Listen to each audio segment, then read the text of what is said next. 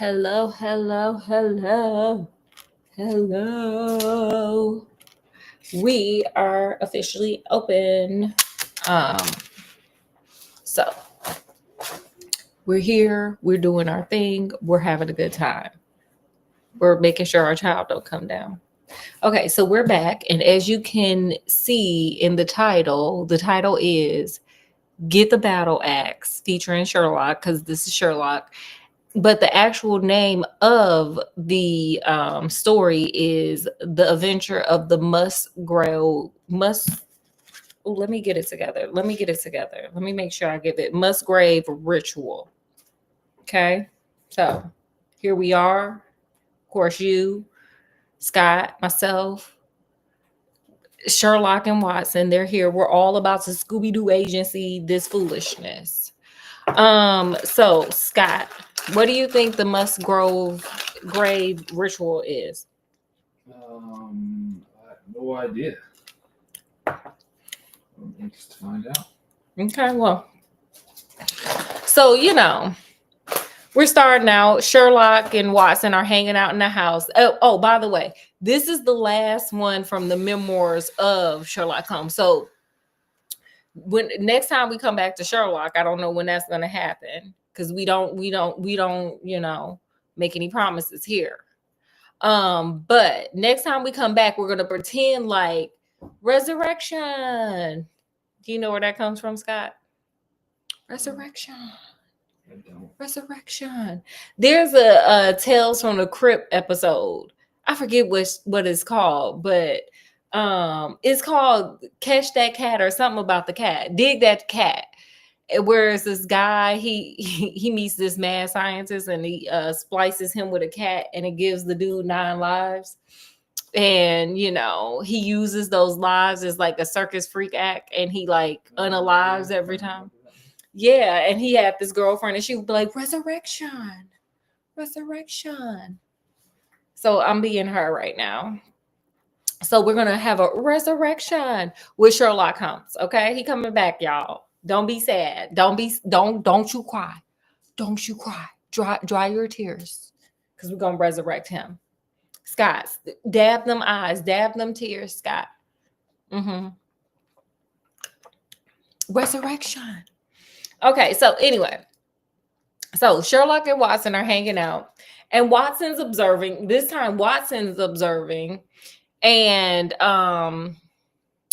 he is observing that while Sherlock Holmes is meticulous with his. Oh, I got to show y'all my outfit.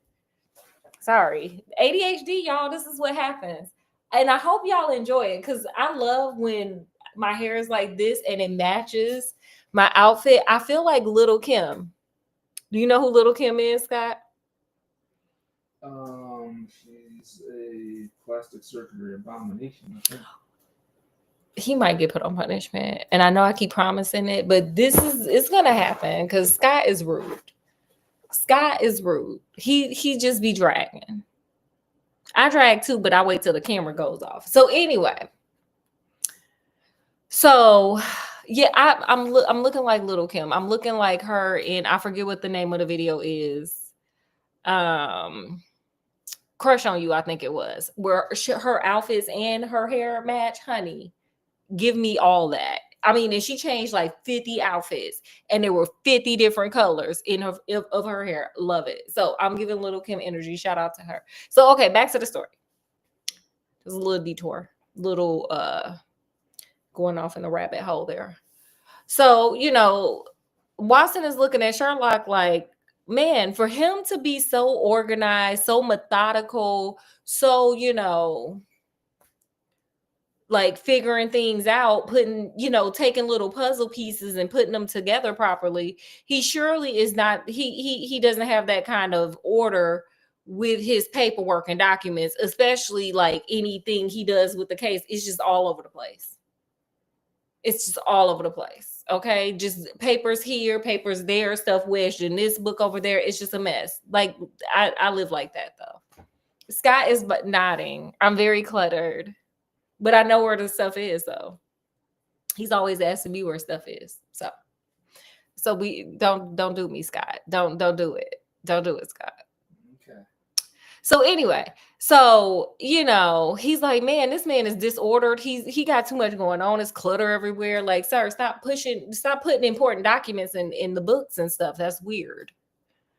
And so he talks to Sherlock about it, and Sherlock's like, it may be cluttered up in here, but you know what I know? I, I know where some of this stuff is. Let me dig this box out. So he digs the box out, and he pulls out like this little thing, and he's like, oh, look at this case, and this was this case, and this happened at this case, and oh, here's this one case.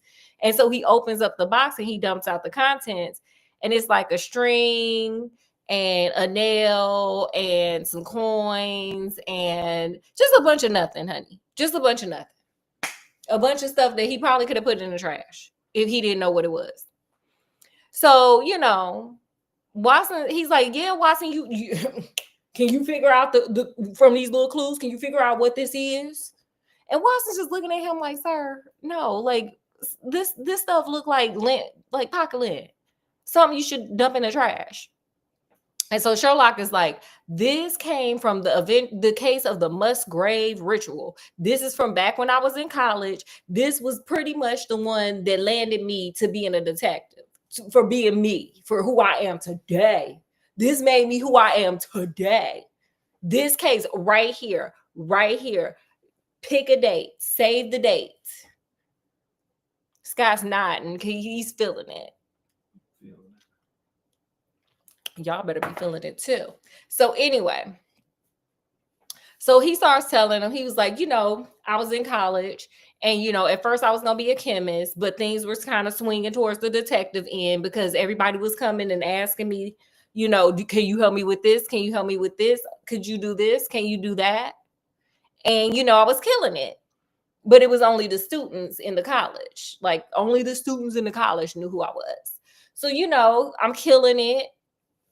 And he was like, I used to be, acquaintances. He didn't say friends. He was like, when I passed them by, I would say, hey, sometimes we had a little superficial conversation because I don't really mess with nobody like that. But he was like, I was acquaintances. That is not a word, but it's going to be a word. Y'all know what I mean. With Reginald Musgrave, he comes from an affluent family. They got money. He live in a castle. Not a castle, but a big old house. And, life is good over there. They're living it up. They ain't wanting for much. And so, he was like, we would have, a little conversation. He was curious about my observation skills. He'd be like, did you see this? What color is my, what color is my tongue? I had some Kool-Aid. I don't know. But he was curious about Sherlock Holmes. He admired him from afar and sometimes not afar. And so, Reginald we just gonna call him Musgrave. Reggie. I want to call him Reggie. Reggie, graduated and went on back to wherever, to that big old house and all that money. And so, it surprised Sherlock when one day Reggie came and was like, hey, Reggie, I need some help. And so Sherlock's like, yeah, come on in. And Reggie was like, I heard that you up here killing it. You killing it. You doing it big. Everybody knows you in school. And so he was like, I heard you doing big things, so I need your help. And so Sherlock was like, lay it on me. You don't seem like the type of dude that just willy-nilly meanders back on campus to be asking people for help. So, Reggie was like, okay, hey, let me tell you. So I inherited some stuff because my daddy passed. And, it's a big house that I live in. So I have servants and maids. And I mean, we have money. So why am I doing my own housework? Like, why would I do that? We got money in the bank. So, he was, talking about the staff. But the staff he highlighted was the head butler by the name of Richard Brunton. I don't know if I said that name right or not, but hey, we'll call him Ricky B. Okay, Ricky B, the head butler. What you think about that name, Scott? What y'all think? Ricky B, the head butler. Okay, so we got Ricky B, the head butler. Now, he goes into a description. He was like, Ricky B was a headmaster at a school, but he decided to come be a butler. We kind of were looking like, why would you do that? Because, basically he said, this dude is solid. He is a smart dude. He said, this man speaks many languages. He said, this man, plays every instrument. He's Prince. Okay. He's doing a lot. And he's just smart as all get out. So, clearly, Reggie over here admiring Ricky B, the butler. And so, he was like, Ricky B has been with us for 20 years. I figured he just enjoys it here. It's easy. It pays his bills. That's what he wants to do. So Ricky B was married, but then his wife passed away. And this is where Ricky B became a whole man. He was spreading himself around, honey. He was a rolling stone. Ricky B was a rolling stone. Do you know what I'm talking about, Scott? Yeah, he's a player. Ricky B likes the ladies. With a name like Ricky B, I would too. So Ricky B out here being a ladies' man. And Reggie's like, he getting on my nerves because he running through the staff. And he was like, I thought maybe he would stop because he got engaged to one of the maids, Rachel Howells. But, even though he was engaged, he kept messing around with all the little servants and stuff. So they ended up calling it off, So whatever. So he was like, whatever. Time went on. He was like, now, a couple of days ago, Rachel I ain't even got my oh my gosh, I'm embarrassed, y'all. I'm so embarrassed, and I have to apologize. I ain't got my shades or my neck thing for brain fever because boom, here's brain fever again. We're back to brain fever. It never stops having, like, brain fever is just running rampant through London in the 1800s. It's just running rampant. It is at almost herd immunity over there. It's crazy, Scott. It's crazy. Sounds crazy. People are just brain fevering everywhere. It's sad. It's sick. It's weird. It's brain fever. So she done got her little case of the brain fever, and she was down for the count for a little bit. I think I'm out of sequence, but just keep in your mind, my girl got brain fever. So, one day, Reggie couldn't get to sleep. He's tossing and turning. He in a bed, he's tossing and turning. And he's like, oh my God, I'm rich. I probably shouldn't have anything to worry about, but I can't get to sleep. I'm just tossing and turning. You know what? Let me go get a book and some hot milk, and it'll help me go to sleep. So he gets up out his room to go get his book that was in his office. And he looks and he's like, is that a light on down over yonder, over there? Is that a light? And it's coming from the room that I know I locked it. This is my office. I know I cut off the or not cut off the light. I blew out the candle and shut the door. So why is there light coming from down there? So what do you think he did, Scott? Checked it out. No, Scott, no, he got his battle axe. Oh, yeah, that makes sense. Like, wouldn't you? Of course. If I see a light on in a room that I know I turned the light off on and ain't nobody else supposed to be here and the servants are all asleep, I'm going to get my battle axe. And the way I am, I may or may not have one for real. So you never know. So he runs and he gets his battle axe. And His battle axe. When you're wealthy like that, why the hell wouldn't you? His ancestor was a squire for the king. They came up. So why wouldn't you have a battle axe? I guess you would. Scott, get with the times. So so he grabs his battle axe and he tipping in there. He like, I know somebody ain't on my premises without my permission. Okay, not Reggie's house, not Reggie's mansion. And so he goes on in there. Now he don't jump in. He wanna peek and make sure they ain't got their battle axe. I guess I don't know. So he kind of looks in a little bit and peeks over and to see what's going on. And guess who it is? Ricky B. It's Ricky B. And one of the servants. No, he ain't got one of the servers in there. Ricky B sitting there going through documents in his office. He reading up on things. He going in the drawers and getting he opening the drawers and getting stuff and reading the documents, the family documents. And so, he goes to get some more. And finally, Reggie was like, oh, hell no. Oh, hell no. What you over there doing? Like when my cats are misbehaving. What you over there doing? No, they're not really doing it. That's just the voice I use. Scott got scared. So, he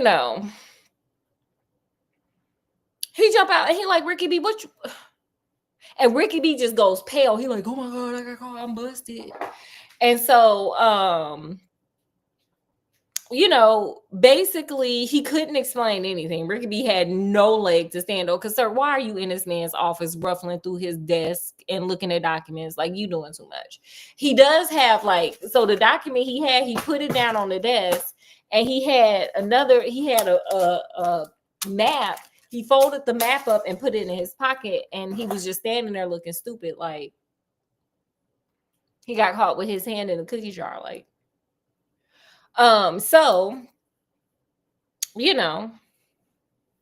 as one does, Reggie was like, hey, pack up all your stuff, pack it all up, put it in garbage bags, whatever the equivalent of that is in the 1800s in London, sheepskin bags, whatever. Put your stuff up, okay, pack it up, and get the hell on.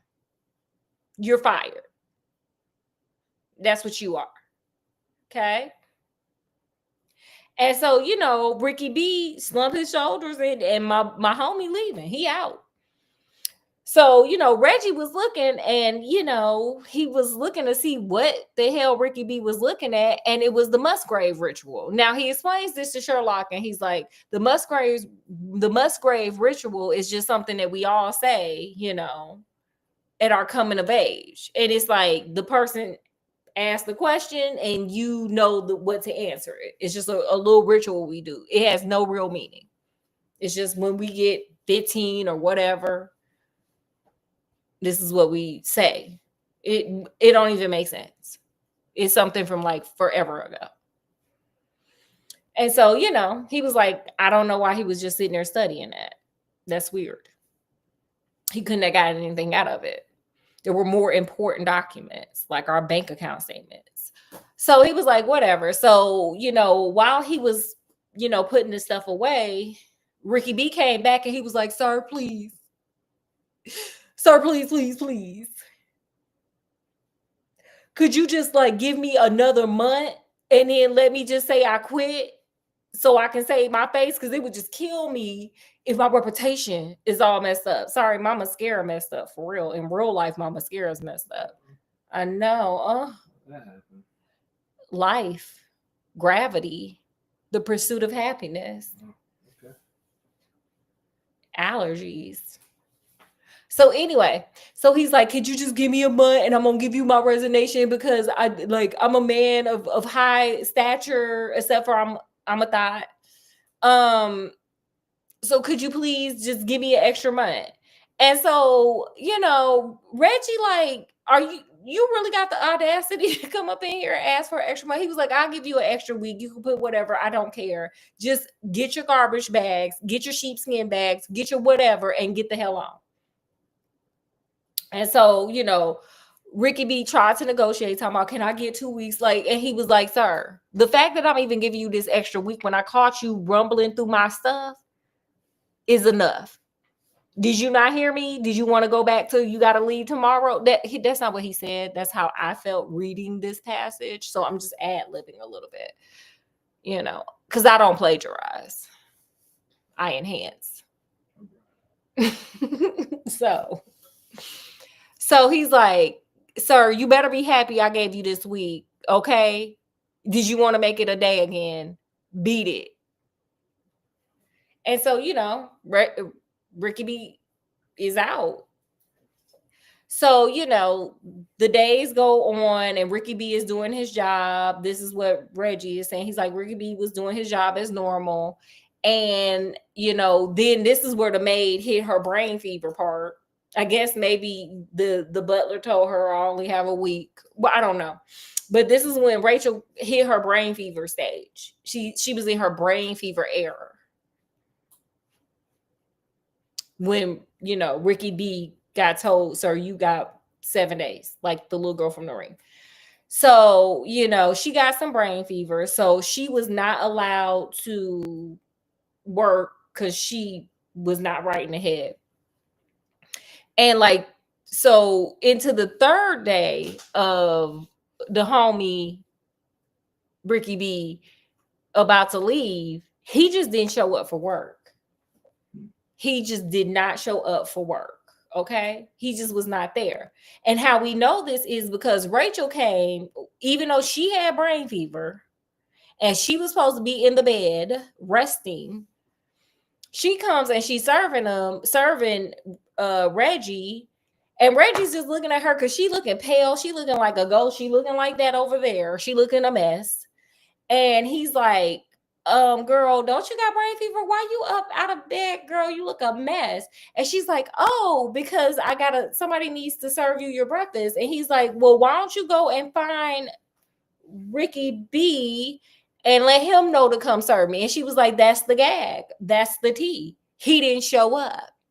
And then all of a sudden, she just hysterically starts laughing like, oh, he didn't show up. He didn't show up. He didn't show up. Scott, look at me acting. He didn't show up. Do I look like I have brain fever and I'm going crazy? Yeah. Oh my God, I'm a professional actress now. So many things. So young yet so talented. So anyway, so she goes crazy, and so he's like, I told her to go back into bed, but she ain't listen. So y'all gonna take her on out. She's disturbing my breakfast, okay? And actually get her notes to stay with her at night because something wrong with her. And so, they take her kicking and screaming down the hall, whatever, And so, he was confused. He's like, where the hell did the butler, where did Ricky B go? And so he came to Holmes.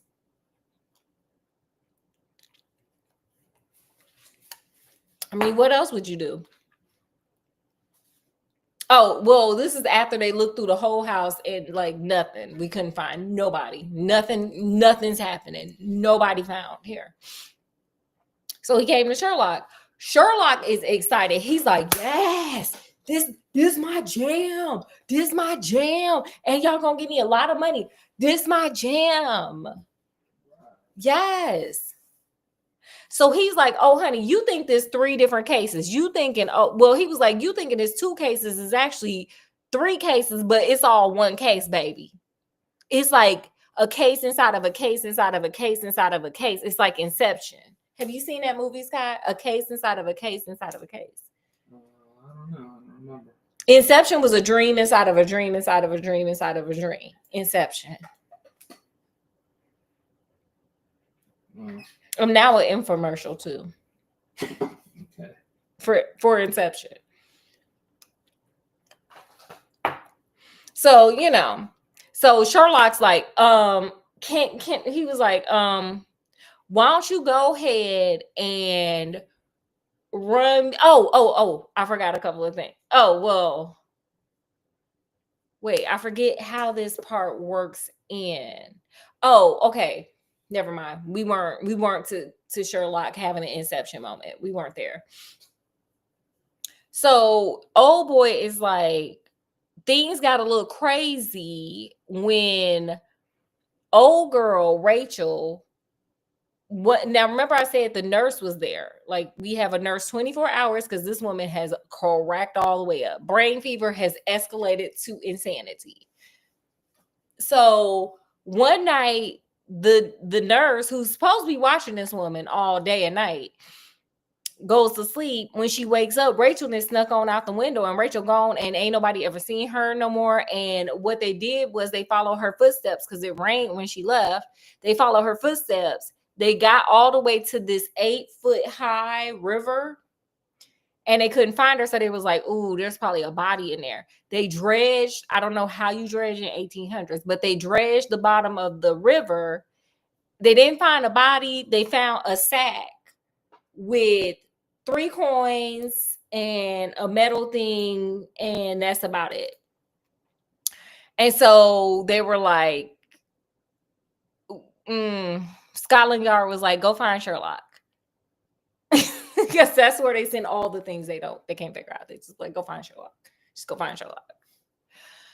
So, Sherlock's like, yes, this is my jam. And so it's like a case inside of a case inside of a case. We already went through that. And so Sherlock's like, run me that poem. Run me that poem. And I'm sure y'all want to know the poem too. It's the reason for the season. Okay, are you ready? We're ready. Now, in the little box, Sherlock had a piece of paper crumbled because he ain't taking care of nothing.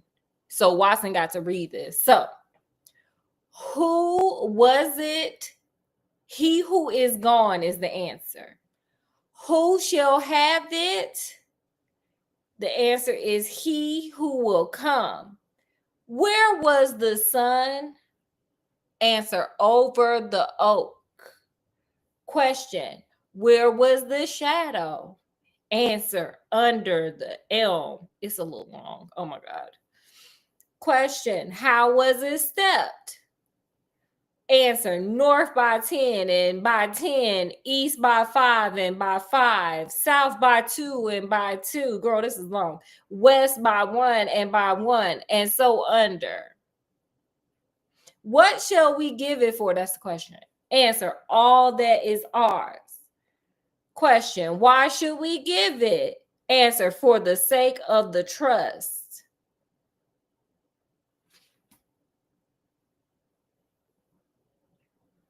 Like, y'all sitting there screaming at it, y'all coming to age. Like, what does that even mean? Like, nobody questioned what that means, but it don't matter. So, because I would be like, girl, why am I saying this? I don't even know what we're talking. What is this in reference to? Who's the trust? Trust of what? Okay, but they doing it because it's what their family said to do. So, Sherlock is like, yes, this is the bomb. And so he was like, let's go to your house. Take me to your mansion. So they go to the mansion, and Sherlock's like, let me see the backyard. So he looking through the backyard, and he was like, is there an oak tree somewhere? Is there an oak tree? And so, Reggie like, yeah, there's an oak tree, but it got struck by lightning. So we took it down. And Sherlock like, damn, I got to make this thing. Now, look, y'all gonna have to read the book to understand what he did.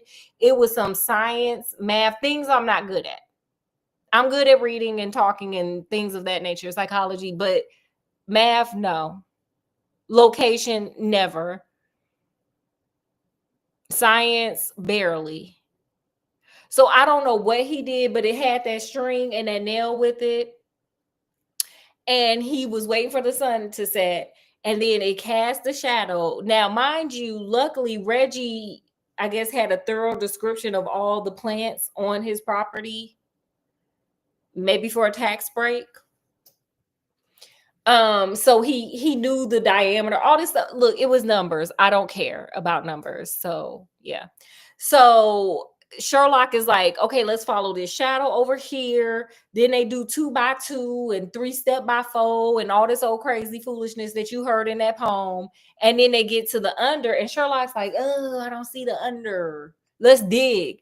And Reggie's like, no, we ain't got to dig. There's a cellar door. We just got to push away this grass. This is where they store the wood.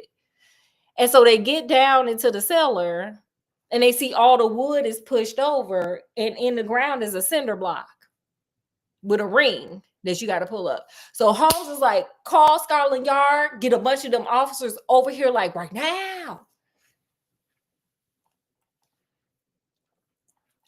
So the officers come, and one of them helps Sherlock lift the thing up.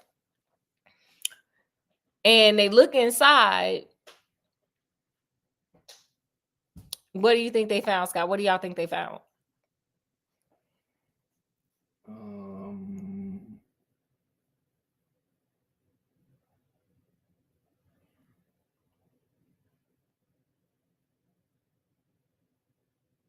I don't know. Wait, were you really trying to figure out what it was? Like, were you giving it a deep thought? Yes. Trying to think. Okay. You could have just gave up quick. I would have been like, I don't know. Tell me. I have no patience. Swirly, well, I'm not good at math. What they found was Ricky B holding onto a box. He was gone, honey. He was done. He was done. Sees he wasn't there no more. So Sherlock is like, let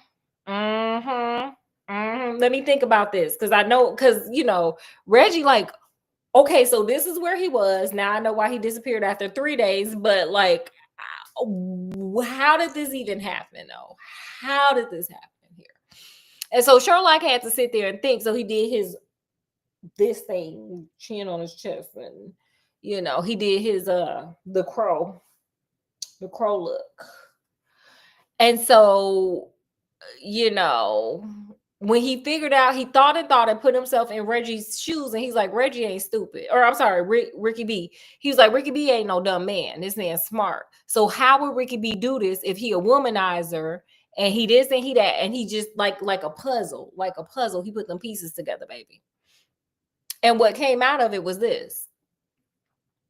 Ricky B was smart enough to figure out something that the Musgrave family did not figure out for 10 generations. 10 generations of them went on, and they coming to age, citing and answering this same riddle over and over, talking about this our heritage, and never thought to themselves, like, why the hell are we doing this? Like, what is this for, really? Let's do some research. But Ricky B figured it out. And Ricky B understood these were measurements to something important. Because remember, this is an intelligent man. Not a man of stature, a man of intelligence.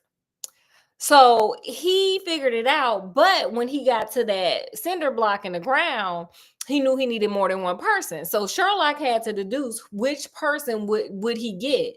Well, the only person, he couldn't get any outside people, because that would raise concern. Like, people would be like, why are you bringing that random person, here? So he had to get someone he worked with. Well, who better to get to help you than a woman madly in love with you? The woman who was madly in love was his ex-fiance, Rachel. But what he didn't count on was, what is it called? The betrayal to the betrayal to the betrayal. We got Inception again. The double cross to the double cross to the double cross, baby. So he gets in there, he's grabbing his treasure. He had to crawl up in there. And my girl, and they used a bunch of them twigs to kind of give leverage, because she's a woman, she doesn't have as much strength. Because Sherlock was like, it was me and like 2 detectives doing it. How the hell did he get it done with a woman? But they used the wood to leverage, and threw wood bricks under there as they got more leverage. And so, Sherlock is like, I don't know, because I ain't here to ask her. But either them twigs broke and the thing fell back down, or she was a scorned lover, and she kicked them things right on over and left him to his demise. It could have been a woman scorned. It could have been snapped. Scott and I have been watching a lot of it. It's crazy. Them people crazy. Them women crazy. Anyway, so he doesn't know which one. But this is why the homegirl had her brain fever, because she knew she underlived the man. She left him in there screaming and pounding the thing. But before she left, honey, she grabbed that bag. She grabbed the treasure. She made sure to do that. But I guess a guilt of conscience, when she finally like escaped, that bag that they had, she threw it in the water. She threw it in the river. She I guess she had a guilty conscience or whatever. So Sherlock is like, take me to the bag. Take me to the bag. Give me the bag. I need the bag. I want to see what's in there. And so, Reggie was like, come on, let's go.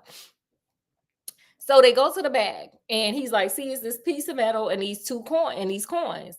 Sherlock said, give me that piece of metal. Sherlock got to rubbing and rubbing and rubbing. It's a damn crown. It's a crown.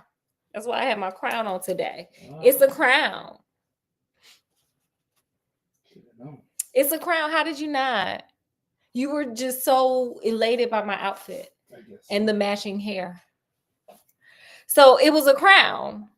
And what we come to find out is the reason why these people are so rich, the Musgraves, is because the whichever one of them, his great inception, great grandfather was like King Charles's like road dog, his war dog. They would go to war and he'd be like, where Musgrave at? Where the homie? Scott, they always say you got to have a killer on your team. Musgrave.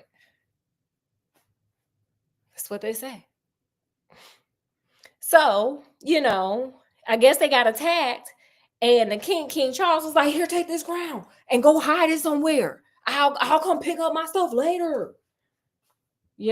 And gave it to his ride or die. He said, here, take that crown, hide my change. Like Debo coming. Hide my stuff. Hide it. And so, Musgrave took it, buried it, wrote this poem, and probably ended up unalived, because he liked war a lot, and didn't get a chance to tell the people like, hey, this is a poem, not a rite of passage, Go find the crown and give it back to King Charles, or keep it and sell it, whatever. Take it to a pawn shop. I don't care. Do something with it. Don't just leave it buried. And so, Sherlock, how he ends it is they never found the woman. They don't know where the hell she went. They don't know if she, unalived Ricky B or not. They don't know. We don't know. Reggie paid the king and them a king's ransom because he wanted to keep the crown. I guess he wanted to feel like Burger King. And that's how the story ended. What did you think, Scott? Interesting. What did you guys think? Kind of weird that you didn't really fully solve it, though.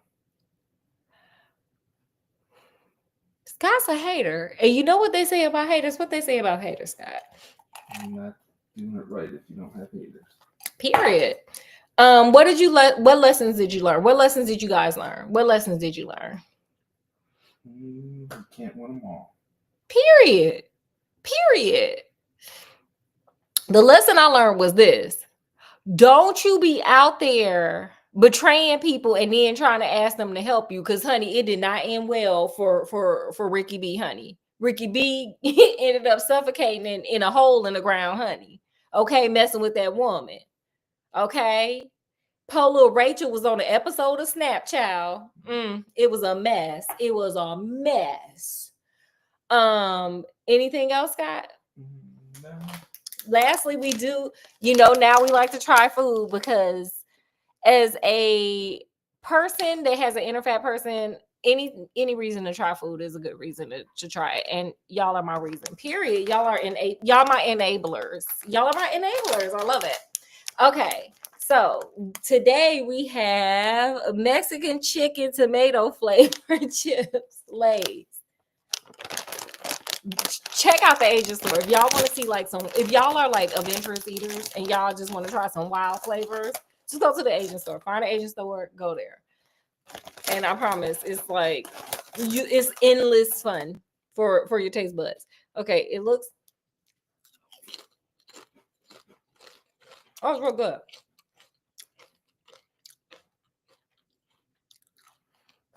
What do you think? Yeah. It's really good. It even got a weird chicken flavor too. Did you taste it? Yeah, definitely picking up the tomato. Yeah, the tomato it's good Tomato and soup. yeah. Mexican chicken tomato flavor. Check them out. Or just go down the chip aisle. I promise you, I'm like, what? And check out some of my lives. Make sure you like, share, and subscribe. Because I'm a vibe. Yes. Okay. So when we come back, eventually, let me tell y'all. I don't know if y'all saw where the Girl Scouts are getting sued. Don't get y'all no Girl Scout cookies. I sent this to Scott. And y'all need to Google it. The Girl Scout cookies, they're being sued because they found like lead and arsenic in there. And you know what it made me think of? VC Andrews, Flowers in the Attic. So I'm going to get to that one. I'm going to retell that one. That's going to be a couple of, lives. That's not going to be all in one sitting. That's a longer book. But yeah, I think I'm going to do Flowers in the Attic. Remember that mama was putting rat poisoning on them cookies? Like, girl, wait. Girl, wait. What are you doing? Anyway. I will see you guys later. Thanks for stopping by. Make sure to like, share, and subscribe from wherever we are to wherever you are. Peace, love, happiness. Y'all have a good one. We